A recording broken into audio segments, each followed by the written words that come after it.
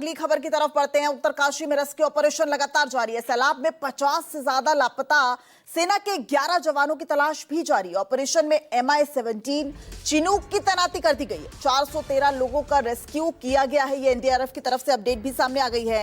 NDRF ने press conference करके ये तमाम चीजें जो हैं वो बताई हैं, बताया है कि किस तरीके से रेस्क्यू ऑपरेशन जो है वो ऑन है। सेना के 11 जवानों की तलाश भी जारी है। और आपको बता दें कि जहां पर धराली में ये बादल फटा, उसके ठीक नजदीक जो है वो आर्मी का बेस कैंप था। इस वजह से जो आर्मी के जवान थे उन्होंने सबसे पहले रेस्क्यू किया। और राहुल प्रकाश हमारे साथ ग्राउंड जीरो से जुड़ गए हैं। राहुल, इस वक्त क्या अपडेट है, वहां पर रेस्क्यू ऑपरेशन किस तरीके से चल रहा है, आप कहां पर हैं?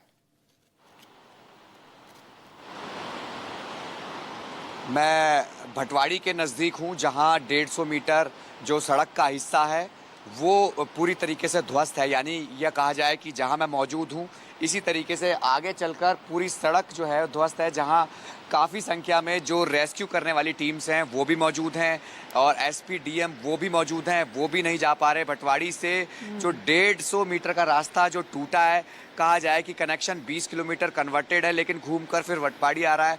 यानी धराली जहां ये आपदा आई है वहां तक पहुंचना बहुत मुश्किलात, यानी कहा जाए कि वो हो रहा है, क्योंकि हर्षिल जो बेस कैंप था आर्मी का वो फौरी राहत में पहुंचा था।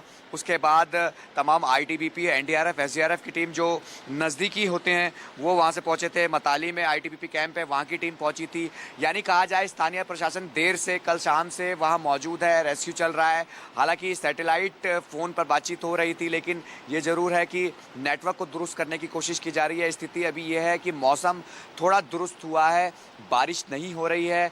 भटवाड़ी से आगे चलकर कई जगह रास्ते टूटे हुए हैं। धराली जिस तरीके का बादल फटा, हर्षिल बादल फटा, सुखी बादल फटा, इन 3 जगहों पे जो बादल फटने की घटनाओं के बाद जो झील जैसा जिसका ओवरफ्लो पानी हो रहा था उसको भी समझना था, उसके लिए भी रास्ता बनाना था, बाहर धराली से रेस्क्यू करना था। तो फिलहाल रेस्क्यू अपने चरम पर है, लेकिन कुछ खास चीज़ों की व्यवस्थाएं लगातार करने की कोशिश की इसलिए जा रही हैं ताकि दिन रहते रहते चीज़ों को दुरुस्त किया जाए, क्योंकि रात होते बरसात और कहा जाए कि आने वाले 6 घंटे मौसम विभाग ने भी साफ किया है कि बारिश की संभावना है। तो ऐसे में कोशिश ये रहेगी तमाम इक्विपमेंट्स के साथ जो टीम्स हैं उस रेस्क्यू को आगे बढ़ाए, क्योंकि जो मलबा है वो डबल लेयर का मलबा है। कहा जाए तो 70 से 80 फीट वो मलबा है जिसको हटाना है, क्योंकि जो वीडियो आपने देखा, जो तस्वीर हमने देखी, सबने देखी किस तरीके से मलबा आया, लोग उसकी चपेट में थे। यानी उनको निकालना एक बड़ी चुनौती है। और जिस तरीके से रेस्क्यू अब तक किया, 130 से 135 के करीब जो लोगों को रेस्क्यू किया है वो अलग तस्वीर है, जो घायल हैं उनकी अलग तस्वीर है, जहां मुख्यमंत्री उनसे मुलाकात कर चुके हैं। केंद्र की नज़र है, लगातार मॉनिटरिंग हो रही है, कैंप बनाया गया है। कोशिश ये रहेगी कि तमाम जो रेस्क्यू है उसको जल्द से जल्द पूरा करने की कोशिश की जाए और वहाँ नज़दीक से नज़दीक पहुँचा जाए, क्योंकि रास्ते सबसे बड़े चुनौती है उस जगह पर पहुँचना। हम लगातार कल शाम से निकलकर अब हम भटवाड़ी पहुँचे हैं।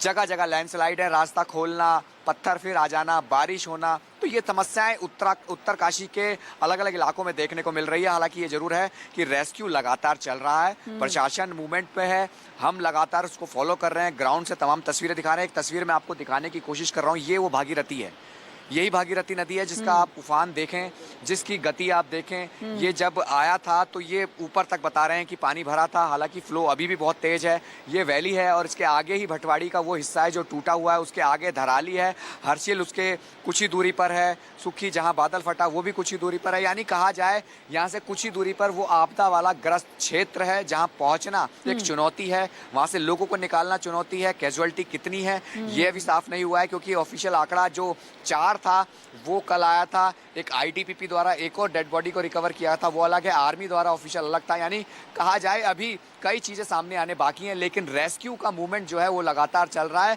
और उसको ही समझने के लिए हम भी लगातार ग्राउंड जीरो से तमाम वो तस्वीरें दिखा रहे हैं। और कहा जाए कि जो तस्वीरें हम या ग्राउंड जीरो से दिखाने की कोशिश भी करना चाहते हैं कि क्या हुआ है वहाँ पे, आखिर किस तरीके की आपदा, किस तरीके की तस्वीरें आई हैं, वो अभी तक फिलहाल ये कहा जा सकता है कि लंबा वक्त जरूर लगेगा, लेकिन यह है कि वहाँ पहुँचना, जिस तरीके से रास्ता रिकवर होगा, कई चीज़ें ऐसी हैं तो संभवतः वहाँ से कोशिशें अच्छी होंगी, तमाम टीमें लगी हैं। तो कोशिश यही हमारी भी है कि ग्राउंड जीरो से तमाम वो चीज़ें दिखाएं। फिलहाल ये जरूर है कि रेस्क्यू फिलहाल चल रहा है। जी और राहुल, आपके जरिए ये एक राहत की खबर जरूर दिखाई पड़ रही है कि अभी फिलहाल बारिश नहीं हो रही, लेकिन पहाड़ों में कब बारिश हो जाए वो भी पता नहीं चलता है। आप भी अपना बहुत ख्याल रखिए और देखिए किस तरीके से जो धराली पहुंचना है वो कितना चुनौतीपूर्ण है। धराली के बाद हर्षिल, सुक्खी, इन सब में भी बादल फटा और राहुल जो है वो हमें वो तस्वीरें दिखा रहे हैं कि किस तरीके से चुनौती बनता जा रहा है। और यही वजह है कि MI-17 और चिनूक को भी तैनाती की गई और हवाई जो यातायात है उसका सहारा लिया जा रहा है रेस्क्यू ऑपरेशन।